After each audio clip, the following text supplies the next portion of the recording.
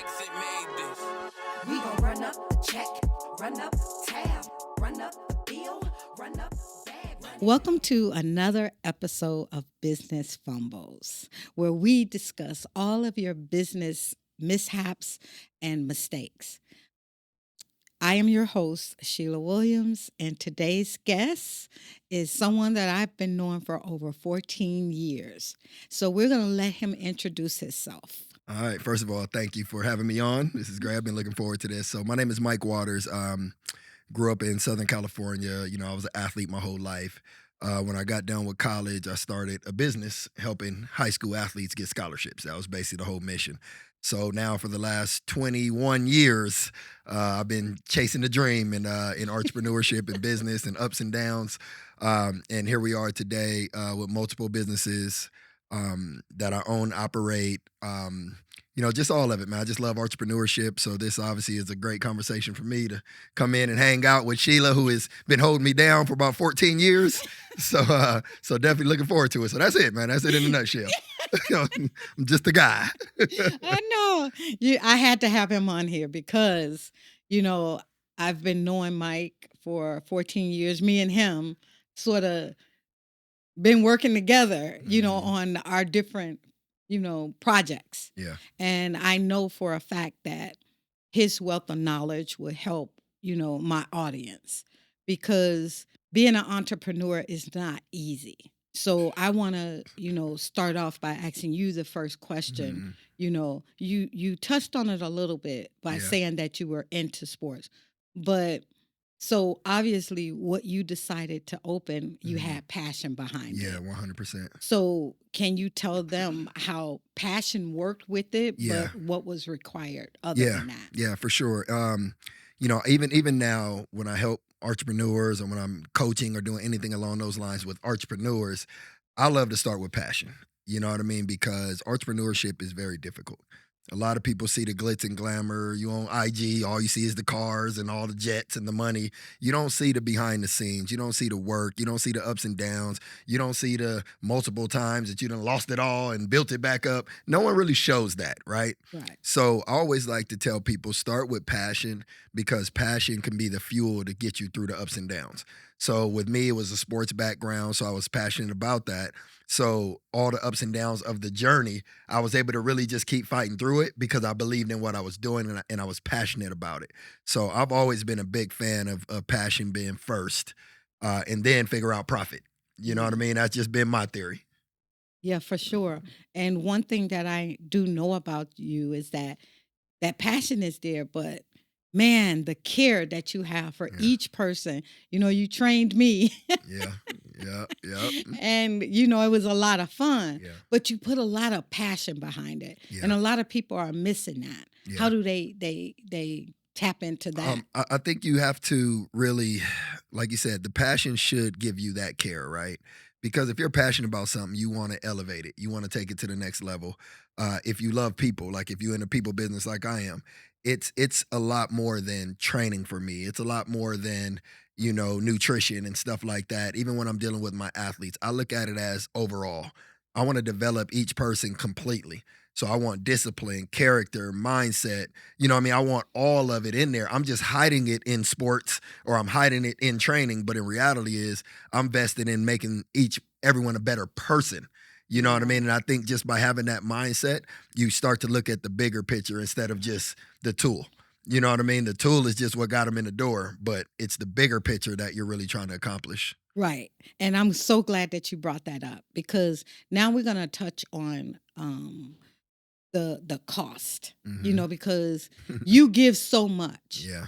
And usually, especially like when you're setting up your business, I'm sure one of the first things that you did was look at the standard, pricing for things.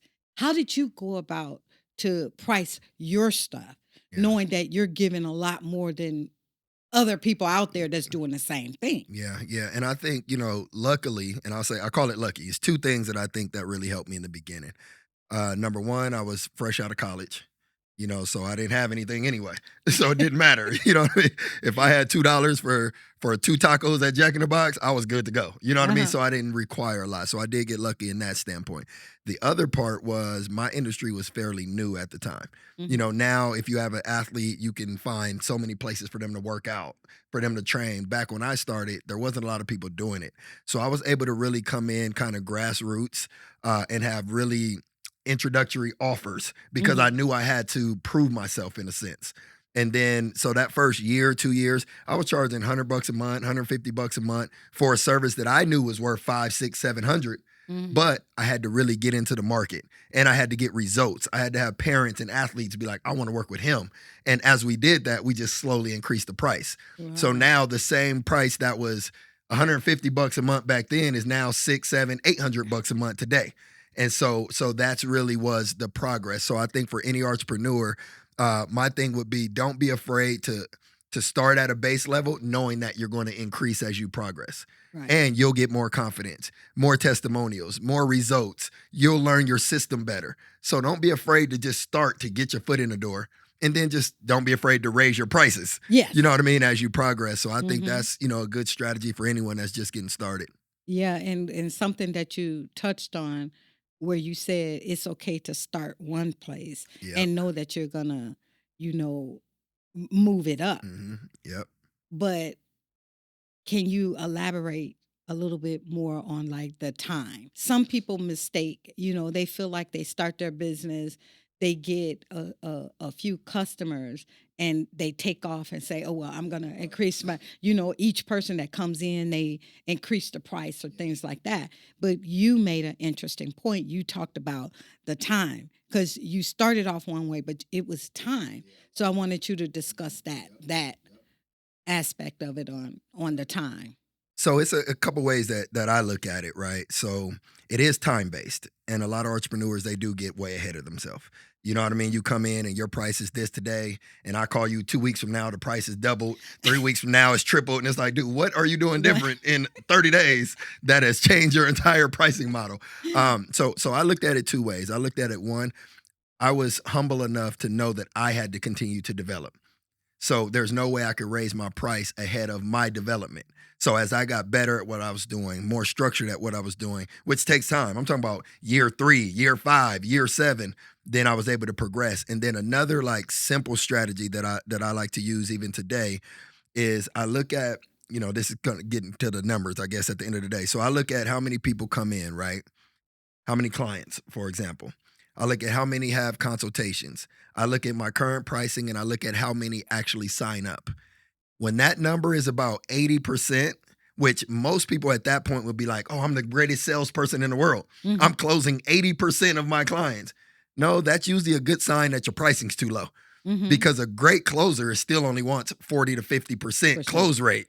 Yeah. So I would look at that. And even with Phase One Elite, for example, the first year, our pricing model, first actually year and a half, our pricing model was where I started. So for example, our barrier to entry was $500 a month, Mhm. right? So I started looking at the numbers and now we're closing 8 out of 10, 9 out of 10. So I just moved it up.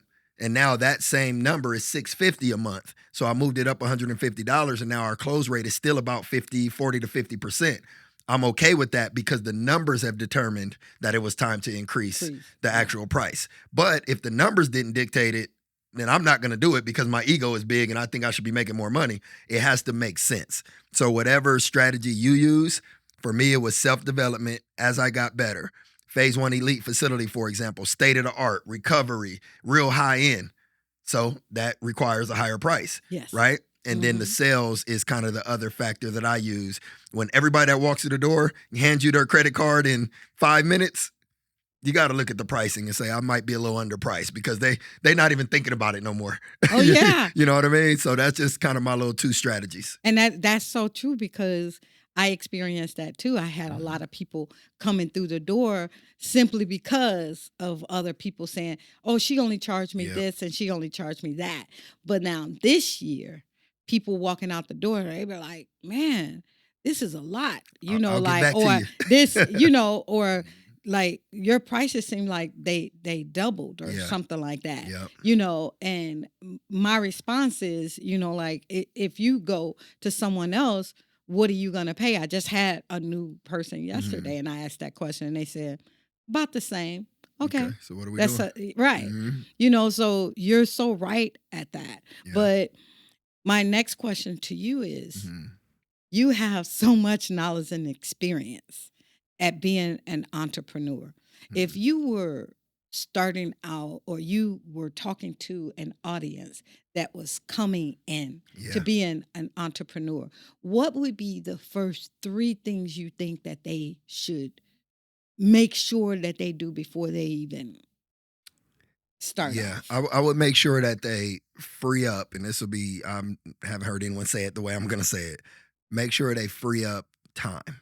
Mm-hmm. Because I think a lot of entrepreneurs come into the game and they think it's going to be a little easier than it is. And they have too much noise, whether it's relationship, whether they're not stable financially, whether it's, whatever that looks like. So they just don't have the time to invest the energy that it takes to be successful. And then in a year, all they know is the business didn't work. Well, Right. did it not work or did you not invest enough time? Right. So I would say analyze first, make sure you have enough time to be able to build a business because it's very, very time consuming, right? Very time consuming. So that's number one. Number 2 is market analysis. I would study whatever that industry is. When I first came into the quote unquote fitness industry, even though it was through sports, I studied everything. I mean, when I say I read every article, I tried to get so many certifications because I just wanted to be an expert. I wanted nobody to know any more than I did. You know what I mean? And I wanted to be able to answer every question that any client had when they walked in. So number 2 would be to really study and break down the numbers. Understand it. You know what I mean? Understand the business. And then number 3, patience. You got to just sit. You got to just work, man. You can't, it's almost like, I'll use social media, for example, right? Mm-hmm. You get people, and I'm guilty of it too. You get people on social media, they'll post a video today or a picture today, and then they look, man, it only got this many likes. So tomorrow they don't post. Yeah. And the next day they don't post. You know what I mean? It's like, okay, what was your expectation? Did you really believe that you were going to post this picture on Instagram and all of a sudden there was going to be 5,000 likes? Right. Where'd you get this expectation? Yeah. And so I use that as an example, but so many entrepreneurs come into the game and that's the expectation from day one. I'm going to build this business. You got your projections, you got your numbers. Yeah. If I get 100 clients at $10, then you start doing all this math. You're like, I'm going to make $20,000 a month and da-da-da. And then next month you make $400 and you're like, what? I don't know if this is working. You know what I mean? I tried. No, you didn't do anything. Like, right. You know what I mean? So I think it's just the patience, the perseverance. I think that's where the passion comes in. But those are the 3 that I would say that can kind of get you rolling. You got to have the time to build. You got to have the time. That was good. You got to have the time. And if you're in a relationship, you talk to whoever that person, sit them down. Don't just be like, I'm going to start a business. What you think? Yeah. No, sit them down. Be like, hey, I'm about to be MIA. Yeah. You know what I mean? There's times where I go days where I barely see my fiance at all. Yeah. You know what I mean? Just because I'm traveling and I'm working. And by the time I get home, they're going to sleep. So it's a lot of time. And whoever you're in a relationship with, they have to understand and they have to accept it. Yeah. You know what I mean? If not, it's going to be conflict. Oh, that's so true. You know what I mean? So you have to. Sometimes, though, you can do that and in the relationship, they don't really accept that. They don't agree with that. Yeah. So what do you do at that point? Well, I mean, and that's, it's hard and hopefully you're not in a relationship with a person like that. But I think a lot of people make the mistake of not communicating up front. Mm-hmm. You know what I mean? Because you got to think about it. If it's 2 people in a relationship, one is entrepreneur, one is not. We think totally different. My brain works totally different than hers. I mean, opposites. Everything I think is creative, entrepreneurship, growth. You know what I mean? I'm looking at numbers, meetings, Zooms, and she goes to work and then clocks out and comes home and chills. And you know what I mean? We good. 2 different mindsets. So I think where people make the first mistake in relationship, they don't sit down. Like me and her sit down. Like we have a meeting, not a casual, we're watching TV. Hey, what do you think? No, hey, look, this is what I'm doing. Like, for example, when I open Phase 1 Elite, hey, I'm opening this gym. I'm investing a lot of money. It's like starting over. I'm going to be there 50, 60 hours a week. It is what it is. I just want to let you know and make sure you're good with it. Yes, I'm good. I support you 100%. I get it. I can roll. Right. You see what I'm saying? But if I didn't take that time, now 6 months in, 3 months in, well, you're never home. All you do is care about the gym. All you worry about. No, we talked about it. So if they're not into it and they don't agree when you have the conversation, you got a decision to make. That might not be the person you're supposed to be with. I don't know what to tell you. You picked the wrong one. I don't know. I mean, I'm just telling you, I don't know personally. Yeah. But you know, that could be it. I mean, I really feel like the person that you're with plays a big role in your success. Yeah. I believe that wholeheartedly. And the cool part is it doesn't matter what the role is, but it has to be a positive role. It has to Wow. be a supporting role. Even if they're not in the business, they got to be supportive. They got to understand it.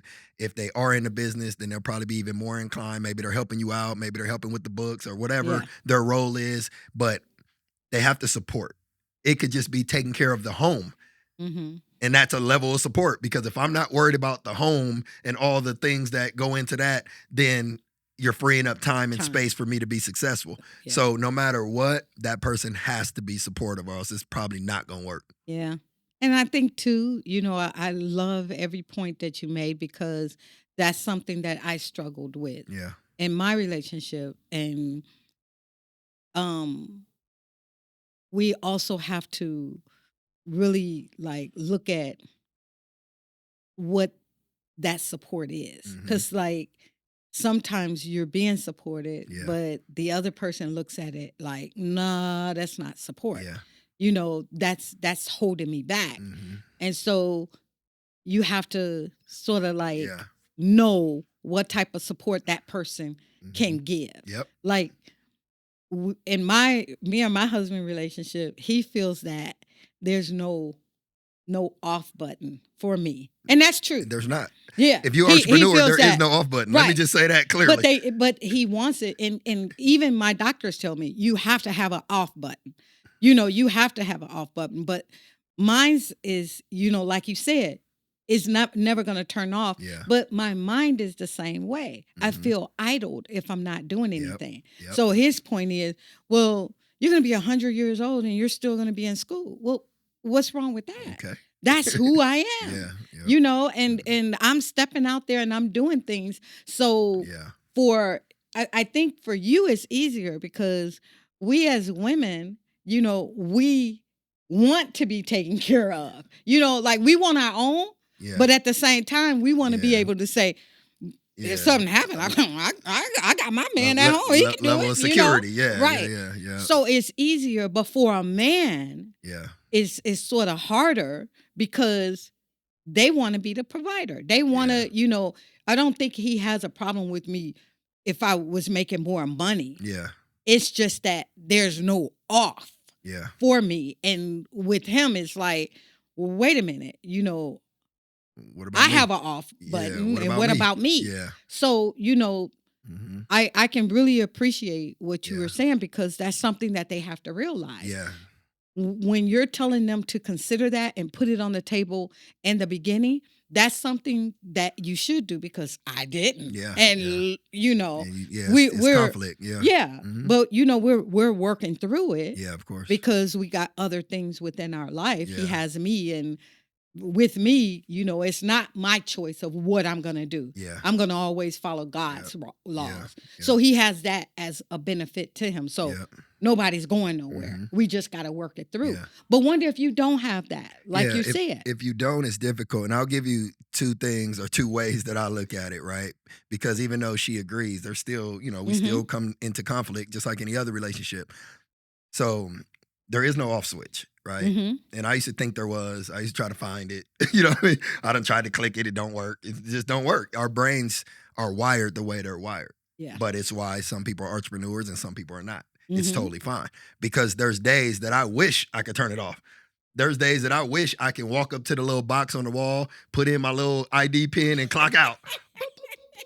Out for the day. 5:01.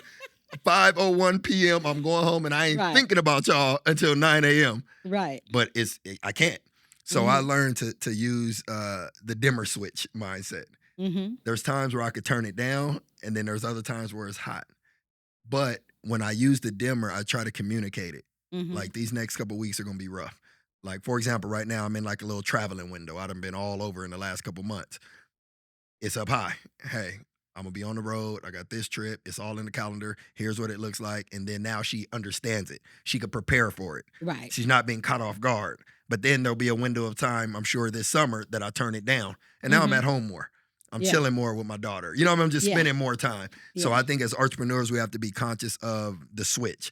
The switch not going off, Yeah. but treat it like a dimmer. Just turn it up when you need it and then just adjust it.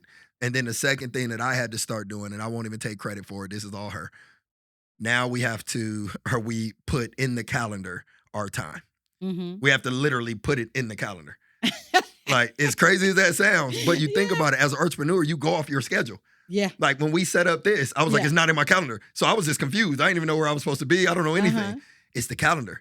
But now I'll put in there, hey, we're date night, or we're going out on this night, or I want to do, you know what I mean? So I Yeah. think being conscious of it too will help that balance in that relationship where they don't feel too neglected because Yeah. you're just out being Superwoman and changing the world, or Superman changing the Yeah. world, and they just at home like, well, I guess Well, yeah.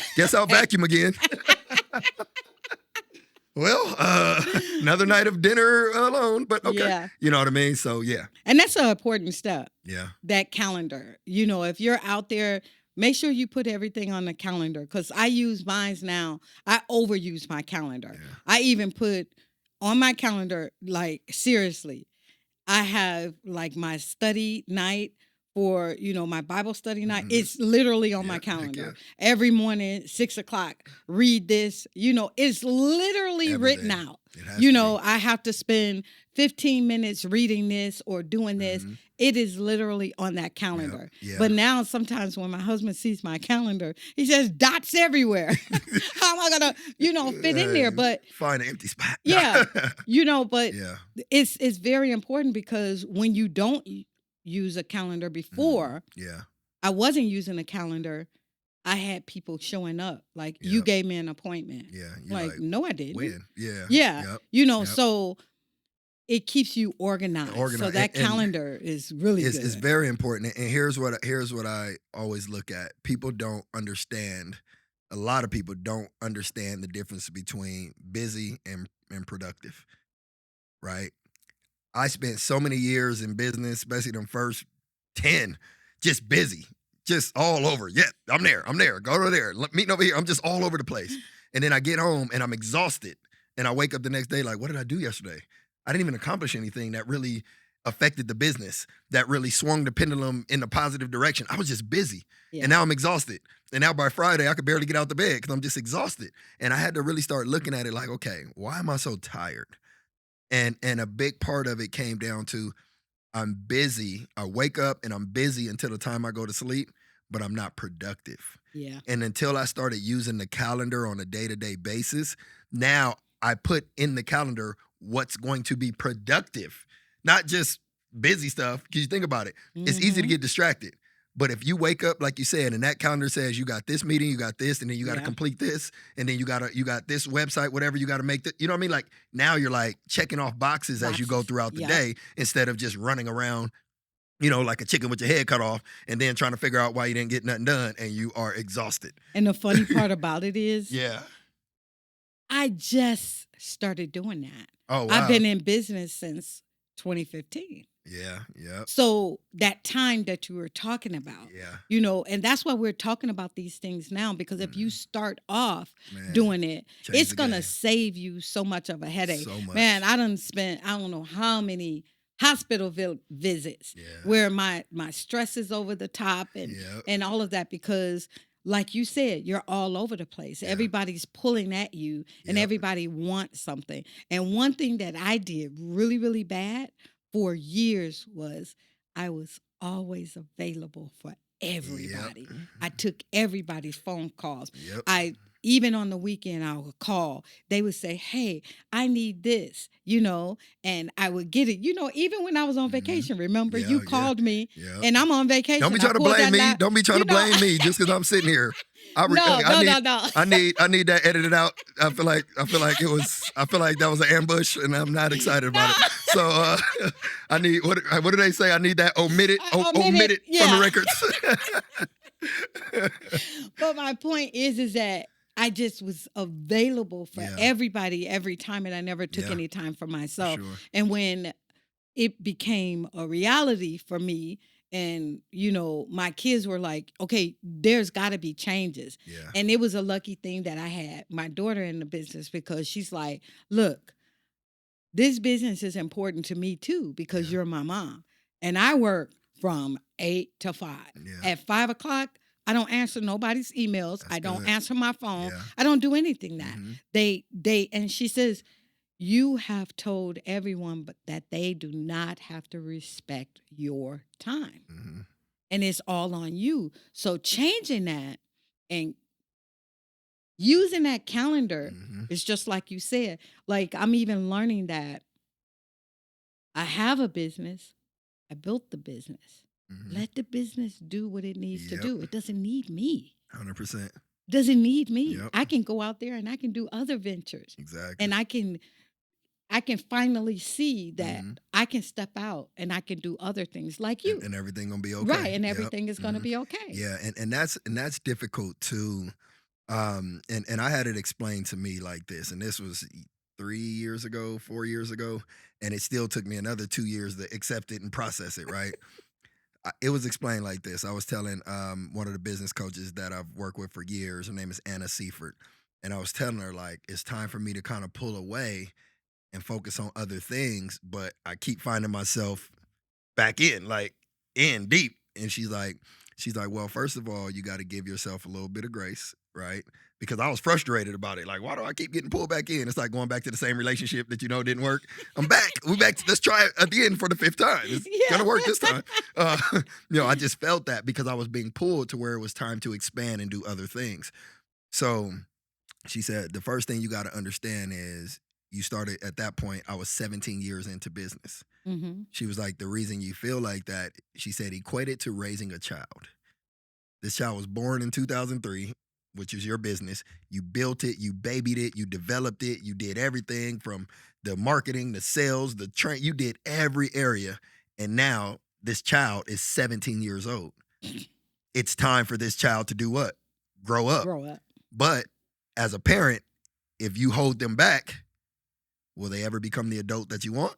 Nope. And I was thinking about it. I'm like, and at this time I didn't even have a kid. So I was really trying to like process it in my head. Right. But it made so much sense that that's a part of why I was so hesitant to Let it release, go. Yeah. because it was my baby. I started Mhm. the baby. So I birthed the baby. So at the end of the day, that conversation really helped me to release. And the best part about releasing as an entrepreneur is you get to see the business from a different perspective. You get to see little stuff that, you come in, like now I go in the facility, I'm like, dang, why is that right there? Like, I would have never noticed this when I was there every single day of the week. Right. You know what I mean? But now you're more creative. I call it the bird's eye view. You can Mhm. sit up and watch the business operate and see okay, we need to fix that system. Hey, why are you guys doing it like that? Oh, we need to change that. How about we do it like, you know what I mean? Yeah. You can see it. But when you're there day to day, all you're doing is working. Yeah. So I think it's important once you get to a certain point to really like change the perspective for sure. Yeah. And that's exactly where I'm at. And I see that. I've seen so much Yeah. because I've worked with different businesses, in different areas. And before I became an entrepreneur, I sort of like ventured out and I did all kinds of jobs, Yeah. all kinds of industries, even like doorman salesman. Yeah. I did all of that because, I wanted to get an understanding of it. But one thing, that I can appreciate about your story is that you started off with phase one, like you knew that was your baby. And you wasn't that type that leaped in and said, okay, I want to have this going on and that going on and this going on. You did it after, it's been a years. Talk Yeah. about that. And, I mean, really, and I'm glad you said that, but I will be, transparent on it. I still feel like I was still doing too much a lot of that time in those early years. Mhm. I think as entrepreneurs, we get caught up in the whole 7 streams of income and all, anybody, any guru, any wealthy person, you need 7 streams of income. So we start 7 businesses tomorrow. All the businesses start Monday. Like, what are you doing? And I think I was a victim of that mindset as well in the beginning. Because Mhm. even when I started phase one, the first 3 years, I was locked in. And then after that, I start venturing, you know Mhm. what I mean, into whatever, whether it was network marketing, whether it was just all over the place. Yeah. And then the growth of the business, it stopped growing. Mhm. Then over time, I started to realize, like, man, the more energy and effort I put into this one business, the more successful it's going to be, right? And then I started breaking down and analyzing other business owners.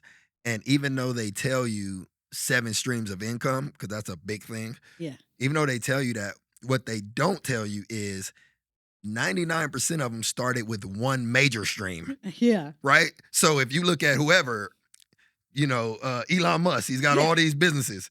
But guess what? He built the first First one one. and was worth $500 million. And then he went to space and then Tesla. And then, but we look at it and go, look what he's doing it up. Right. Stop. And that's, Stop it. and a lot of times they just get that, the people run with the things that they see Yep. on the internet. Yep. And that's what it's like. We have like think about it. When I was growing up, Yeah. we didn't have a lot of the things that we have now. So you literally had to do the research to Yeah. find those things out. Yeah. It wasn't just following what someone says. And we've gotten away from that. Yeah. We've gotten away from to the point where, they're sharing you a video that they done seen talking about, slavery is coming back in 2 years or something like that. And everybody is like, on the fence about it. Like, edge. oh my God, this is about to happen. When did we become where we don't look at the sources and do the researches ourselves? When have we become that? Yep. And so a lot of entrepreneurs that's coming out now, they're making bigger mistakes than we made Yeah. because they're believing all of these little skits and things like you said. Yeah. Oh, he has 6 business and he's a multimillionaire, but you haven't done the research to find out that he started one Yeah. and he created all of that, and that's something right now that I'm dealing with because I'm at the point now that I can venture out, because it's built. I see it. But what I had to choose is that I know me. So I still had to make a decision to create that Yeah. with the same thing as passion. Yeah. Because I know that I'll continue You'll it to continue go. it, yeah. And everything that I've done so far is still coincide with what I'm doing Yeah, now. it's still attached. which is So another I can smart. leave Yep. here, but I'm still doing the Yeah. same thing Yeah, and I you can easily come You're back. still in your lane. Right. I'm Yeah. still in my lane. So I do love and appreciate, Yeah. that. Yeah. Even though it's time for me to do that. Mhm. And I really like how you talked about, your coach talking about like it's your baby and you're Yeah. letting your baby, because Yep. even at 17, 18, your kids are always still going to Still come your back kid. home. Yeah, still They your still kid. going to still need your advice Yep, or something of like course. that. Yep. But it's different Yeah. than rearing them. Yeah. 100%. Giving advice and giving direction. Mhm. That's the point that we're at. And that's where where we we're can at. give advice Exactly. and give direction, but Mhm. we still can go out there. Yep. 100%. But again, people, it takes years. This is not something that happens overnight. Yeah. Look at social media. This to entrepreneurs out there. Look at social media as a tool. Look at Google as a tool. Look at Chat GPT, whatever you're using, as a tool, not as the end all, right? Because the Yeah. difference is when we started our business, we had to research. We had to dive deep into learning this and learning that. Even mentors, even people like, I'm a big fan of like Jay-Z. I've been a fan of Jay-Z since his first album. So watching him grow, I used to do research even on him because I looked at it like he's kind of like a mentor from a distance. I researched the start of the business, the fails. I looked at how they marketed when they first. So I did all that. I didn't just wait until he was a billionaire and then went, he's the guy. No, Yeah. how'd you get there? Right. What's the story? And I think now with social media, we're not looking at the story. We're just looking at the result. And that's the biggest trap ever, because when you see the result, you start to naturally compare. Yeah. I should be there. You know what I mean? To the point where even when I see someone successful, and granted, right, it doesn't work all the time, but a lot of times I'll even Wikipedia and just to see like their background and what Yeah. other businesses, and then I'll look at their age and everything. I'm like, okay, he's 54 or whatever the number is. Like, okay, he's 9 years ahead of me or whatever. You know what I mean? Because you have to put it in perspective, or else you'll go crazy. Yeah. You know what I mean? You know what is it? Comparison is a thief of joy. Yeah. You know what I mean? At the end of the day, so be careful not to compare. Mm-hmm. Do the research. Whoever it is, your role model, inspiration, go back. Go watch their old videos and Yeah. see where they came from, and it'll start to make more sense to you. Yeah. And I put that very point in my book when I was talking about the vintage artists that Mhm. went out there and they sold those CDs Yeah. on the streets or whatever. Yep. But then after one did it, there was millions of them to Mhm. follow. Yep. And out of that million, how many of them actually gained that Actually made it. success? Yep. And that was because that's their story. Create your own story. You know, like you said, it's okay to follow someone else's footstep, but you have to also remember that worked for them. It might not work for you Yeah. because it's been done already. So you have to always look at that. Mhm. You know, create your own story. Become, use that. Yeah. Use it to your, like you said, it's a Yeah. tool. Use those tools. But Mhm. at the same time, tools are only there to tighten things up Yeah. or to Yep. screw something or whatever. It's not for for it to be the whole build all, Yeah, like you exactly. said. And people have to understand that. Yep. But now I wanted to touch on how do you talk to them about finances? How do you manage your finances? Mhm. Because and being an entrepreneur, there's roller coasters. Yeah. You have money, sometimes you don't have money. Now you're trying to figure things out. And then when did you get to the point where, okay, now I really understand my finances and I'm not going to do this because it's going to, hurt me over here. Yeah. How long did it take you to get there? Probably maybe the next 3 years from now. I'm not even all the way. I'm thinking I should be there in about 2 to 3 years. So let's talk about that. But no. On a serious note, finances. I've made it a priority to learn as much as I can about money, right? Because where I grew up at and my family, don't get me wrong, we weren't Section 8 poverty stricken, but it was, I would say middle class, lower middle class. Yeah. We had we had all the basic necessities, but we didn't have a lot of financial literacy. You know what I mean? I remember, my father's business, he had a trucking business. I remember him going from 6 trucks to basically back down to 1, and a lot of it was just he didn't understand business. You know what I Yeah. mean? It just wasn't, he didn't understand that part of it. So my point to that is I had to really start looking at money differently, right? Because money is meant to multiply. That's what it's meant to do. It's not just meant to sit. It's not meant to just be spent on cool vacations. Yeah. You got to multiply it. So what I started doing a few years ago is actually, I guess, I don't know, almost 10 years now. A percentage of the money has to go into security. Yeah. It has to go somewhere that I do not touch it and I act like it does not exist. If Rome is burning, guess what? It's going to burn with that money hidden over in the corner. You know what I mean? Because Yeah. you have to have a level of security because we are entrepreneurs. There's no retirement plan. There's no, what they call 401k unless you 401ks. create your own. Yeah. And then you're just paying into your own. So Yeah. reality, you're just saving again. Yep. So there's no Social Security that it's just not going to be there, right? Because we're on this mission. I've been in business 20 years.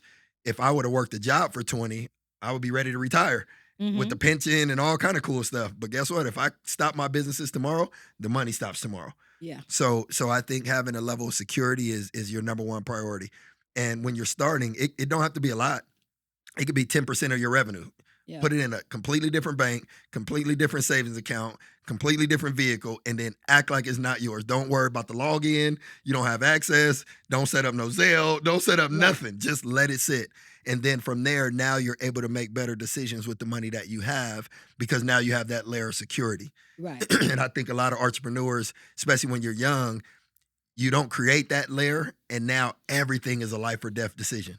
Yeah. So right now I have a not a huge level, but a level of comfort to know that I can make a decision that might be a little risky, but I can say, you know what, I'm gonna try it anyway. Yeah. Because I know the security's there.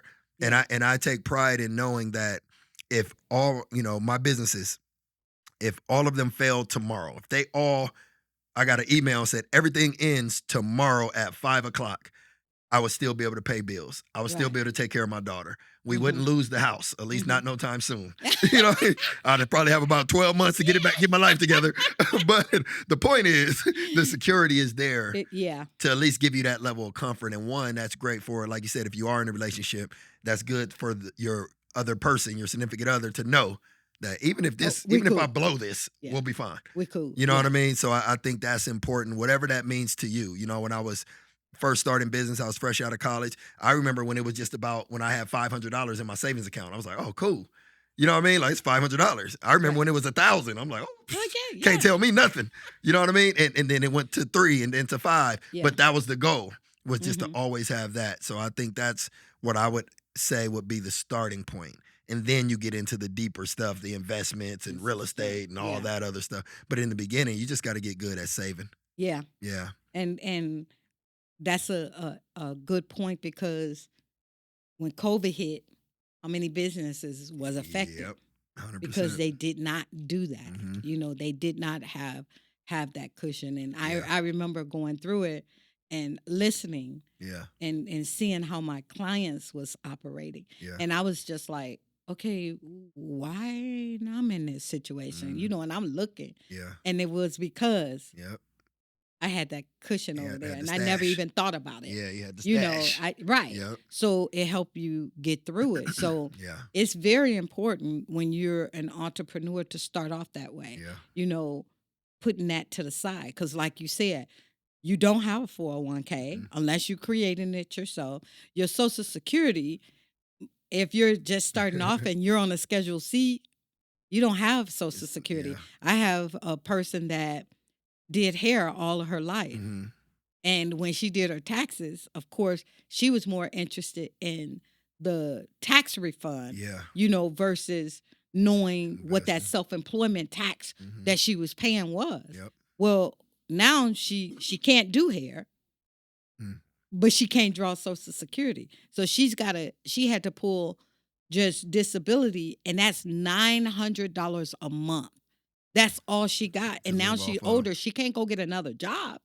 And on top of that, she has health issues. So she has to live off of $900 Which a is month. crazy. No savings or none of that.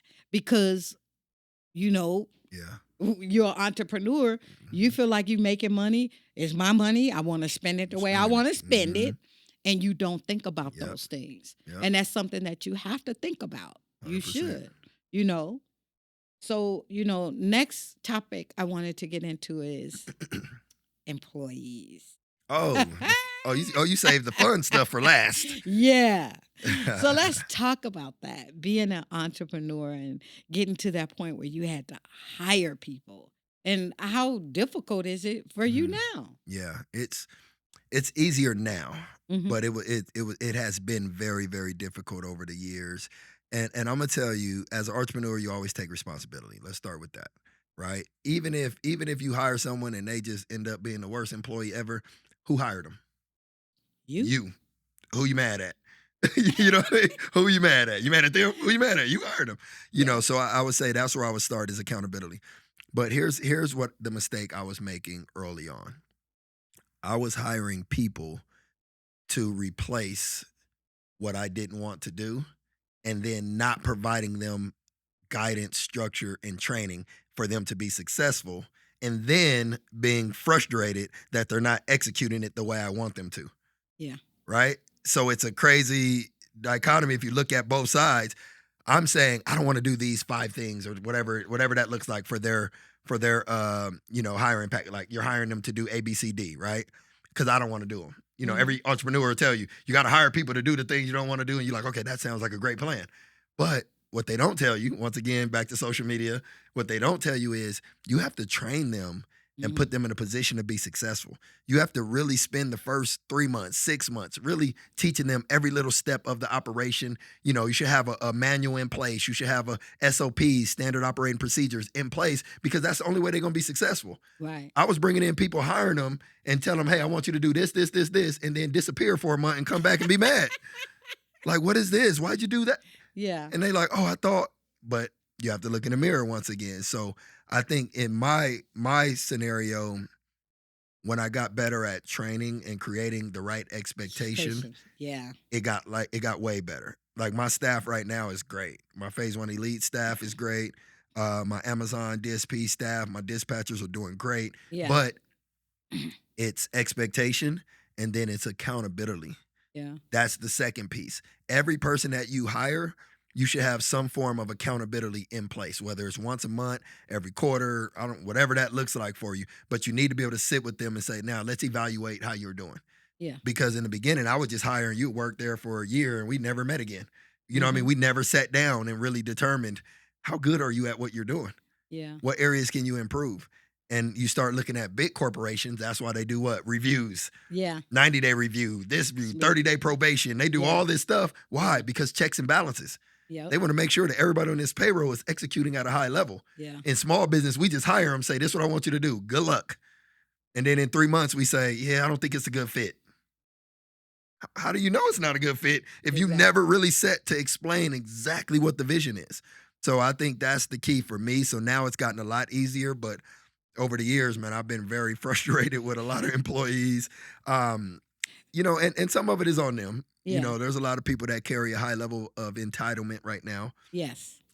Come in and think that they're gonna work for 3 weeks and then just like we talk about raising your prices. Yeah. I've had employees, they there for 2-3 months and they like, hey, can we talk about a raise? Raise. I'm like, Yeah. a raise for what? What are you raising? You didn't even You didn't do What- nothing. I get that same thing. what have Man, you You're done? hitting You haven't it. done anything yet. Right. You know what I Yeah. mean? So there's some of that, you know, that you got to deal with, but I think it's really cultivating the relationship, creating the expectation, and then Mhm. keeping them accountable. That's Yeah, the key. and along with that, what about the outside people? When Mhm. you go and you hire professionals, Yeah. you know, so now it doesn't require it shouldn't require you Yeah. to put that much input. How do you deal with that? I think it's the same. It's different, but it's the same. Any professional that I've hired outside of, you know, day to day, I'm hiring them to do a task. I think Mhm. where we get stuck at is we hire professionals and we don't outline or really sit and take the time to understand or to communicate exactly what you want.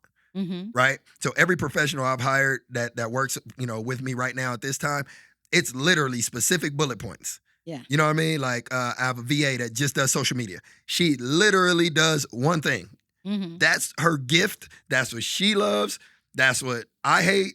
You know what I mean? So Right. it works, but it's the expectation because I know exactly what I'm getting in return. So it's Yeah. easy to assess the relationship and the value. Mm-hmm. You know what I mean? I pay X for this. Mm-hmm. I pay X for Z. Mm-hmm. It's easy to determine if I'm getting it or not because you Yeah. only have 1 or 2 tasks that you're responsible for. Yeah. So if I go to Yeah. my social media and you haven't posted in 3 days, that's what I'm paying you for. Guess what? It no longer works. I got to let you Oh. go. Why? Because we had an agreement. You Yeah. do this, I pay this. But in some relationships, we bring in professionals and we expect so much or we Mhm. don't have an expectation. Expectation, So we yeah. have nothing to judge whether it's beneficial or not. Right. Is this good? Is this bad? I don't know because I don't know the expectation. Mm-hmm. What did we decide? You know what I mean? So I think in the beginning, like when I interview professionals, I go Mhm. through at least 3 interviews. Mm-hmm. And the interviews, I want to know what you're passionate about. I want to know what your gifts are, what your skills are. And then once I know that, I decide if that fits what I'm looking for. Right. And then when we set the agreement is for A, B, C, period. Mm-hmm. I'm not going to ask you to do, if you love social media, IG and all that, I'm not going to say, hey, can you do my newsletter for my email list? Yeah. You might say yes, but if you're not good at that or you're not skilled, Yeah. and now I'm looking at the newsletter like, I don't even like, what is What- this? You know what I mean? I'm like, you sending this to all my people? And they're like, well, you just wanted me to do it. That's not your Yeah. gift. Right. I'm going to go find somebody. It and, should. I agree with you. It should be set up, and it should be a clear understanding. very clear. And that understanding is not there, it don't and work. then it just doesn't work. Mhm. And it's okay if it doesn't work, you know. But I do say that you have to review those things and not let it get out of control. Because when Mhm. you're an entrepreneur, Yep. sometimes we always throw money at the problem. Yeah, that's usually our solution. We throw money at the Yeah. problem and then we leave it. Yep. And then we come back And then we're saying, well, the problem is not fixed, but I'm still paying. Mm-hmm. And now again, who Yep. you mad at? Yep, You the you one who mad. did it. Mad. And my You threw money at my it. business coach, current business coach for Amazon, for my Amazon logistics, Mhm. name is Tim. Shout out to Tim. So Tim, in January, we had our meeting, Mhm. and he was like, "I'm going to tell you your number one problem, right?" And I'm like, Mhm. "Let's hear it." He said, "You don't inspect what you expect, so you don't find out something's bad until it's bad, Yeah. because there's no you're not inspecting Yeah. what you told them you expect from them." And when he said it, it was the clearest voice I've heard, where I'm like, damn, he's right. Yeah. I just tell him, hey, I need you to do this, this, this, and I sprint. And I Yep. never even look over my shoulder, let alone turn around. I never even glance back. And then when I find out it's not being executed, or it's not being done, or it's not being done to the scale that I expect, now I'm frustrated, I'm mad, I'm ready to fire everybody, I'm going crazy, the Zoom is on fire, I'm just hot. But then I got to look in the mirror and go, when's the last time you inspected this? Yeah. So, But you could get that way even when you expect, because I'm always that person. I'm really, I don't know why it is with me. I can start something, but I have 1,000 things going on, but I'm still watching. mhm, And I'm saying, this don't sound right. And I'll just send a quick, yeah. message to, Mhm. say, hey, what about this or that? And then too, I have a lot of people, and I'm sure you do too.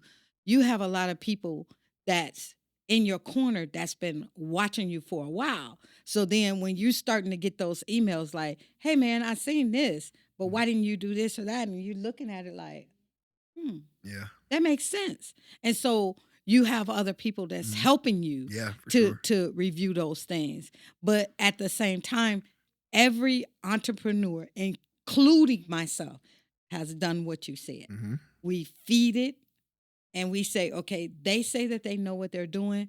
I Yep. could trust it, and we walk away. We disappear. Yep. And then we come back, and just because we're getting a little feedback that things Yep. are working out, what do? We jet off. Yep. And then by the time we really sit down to inspect what's been going on, Yep. it's out of control. Yeah. No, it is. And one thing that I do a lot of, that I started 2 years ago now, right about 2 years ago. We're the visionaries, right? We're the entrepreneurs, we have the vision. The problem with so many entrepreneurs is we fail to communicate the vision, and not just fail to communicate it, but often enough. Most of us don't communicate it at all. Yeah. We just have the vision of where we want to go, what we want to become, how it looks, and then we think we're hiring these pieces, but they don't even know the mission. Yeah. It's literally like filling up a freaking helicopter with a bunch of soldiers, and they have no clue where we're going, no Yeah. clue what we're up against, don't know what weapons to bring, don't know anything. And then we land and we're like, you guys ready? And they like, what are we doing? I get it. We're about to land, but what are we doing? Yeah. You know what I mean? So I've learned that you have to communicate the vision, and you have to communicate it often. Because it's your vision. They're going to hear it in the interview, because that's what I did for years. In the interview, I would tell them, I want this is what we're trying to build. I want the best performance training center. I want the blah, blah, blah, blah, blah. And I'm giving it to them, and they're like, I love it. I'm in. They're all fired up. And then 3 months later, they just working. Yeah. The fire's gone. But why? They haven't lost necessarily the motivation. They lost sight of the vision. Yep. So let me give you the team meeting. Yeah. Remember what we're trying to accomplish.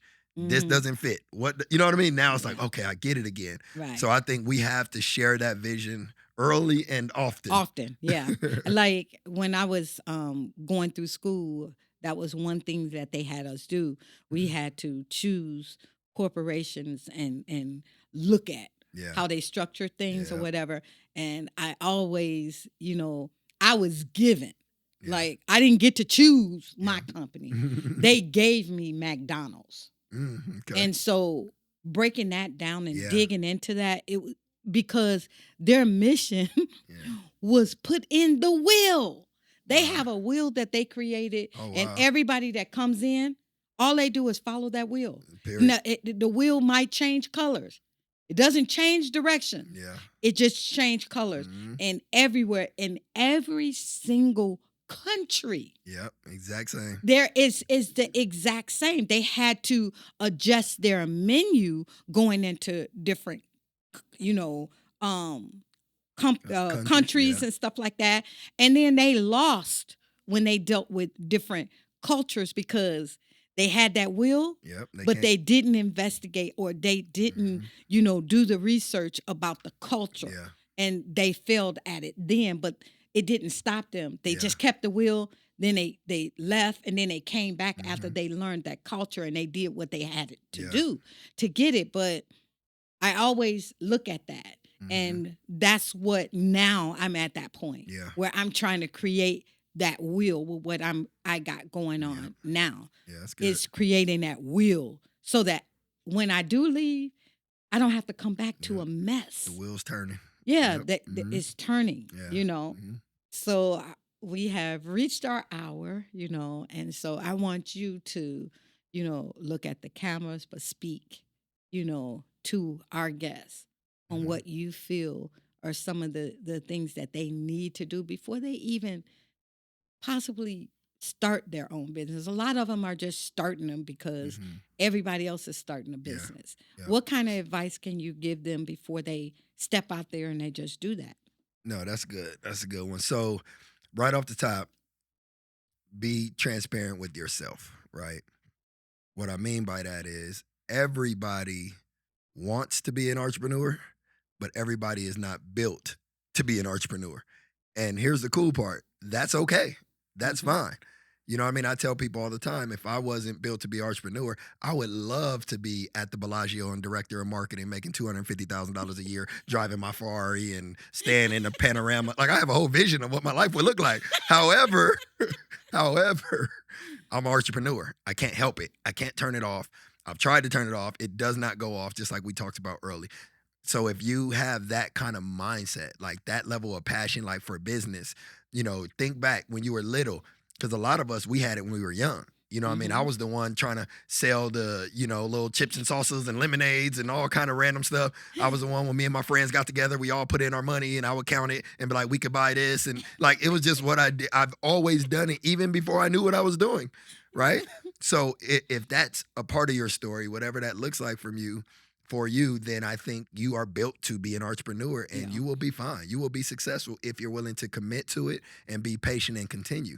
But if that's not a part of who you are, don't feel like you have to start a business because it's cool or Yeah. because everybody's saying you should. Oh, you're good at this. You should do that. No, because I know people that are very successful that are entrepreneurs, meaning they work in big companies. Mhm. If you're a dope graphic design artist, for example, yeah, everyone's like, start your own graphic. But guess what? You could probably go work for a freaking Tesla and do all the design for them and be a millionaire without the stress. And you get to Yeah. go home at night and you're not worried about the overhead because Elon Musk takes care of that for you. Right. You see what I'm saying? Like, don't feel like you have to be an entrepreneur. If you passionate about it, you desire to be, I'm with you. Join the party. We're here. It's a long road. I tell people it's the longest roller coaster you ever been on. What do Mhm. roller coasters do? They drop, they're down, they're round, you're lost, you're confused, you're dazed, you're excited, yeah, you're mad. Let me off, put me on, slow it down, speed it up. This is roller coaster. Yeah. Think about it. When you go to Magic Mountain, you have no Right. control over that roller coaster. You Yep. you have an idea of what Uh-huh. what the ride's gonna be like. You have an idea of how Yeah. fast it's gonna go. You have an idea how long it's gonna take to climb. You have an idea, but you Yeah. don't know until that person hits that button and it takes off. That's what entrepreneurship is. Yes. So it could be the most beautiful, most difficult, most exciting, most beneficial, most depressing, most energetic, best, worst experience of your life. So if you want to join the party, I'll see you in Entrepreneurship 101. If you need a coach, I got you because I'm going to talk you through it. Wow, that is great. That's what that's what we needed. Yeah. So again, I thank you guys. I thank you so much for Thank you. joining us. I'm thanking everyone out there that's listening, that's watching.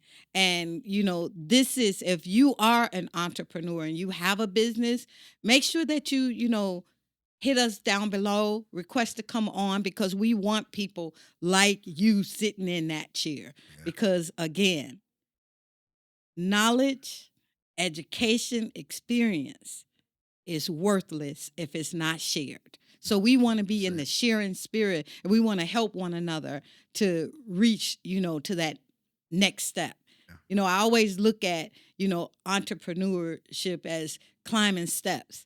And sometimes when you climbing those steps, just imagine you done worked out and you don't have leg day. And you going up those steps. Right. It'll be easy if you have someone there to, cushion each blow that you stepping up. And then you have gratification on every step that you take. And that's what we want to do. We want to give you some, gratification for the steps that you take. Make you feel good about each step. Oh, that's big. And not feeling like That's you're big. not reaching anywhere. That's big. So, tune in next week. We'll have another episode, and hopefully, I'm hoping one of you guys will be sitting in that chair next.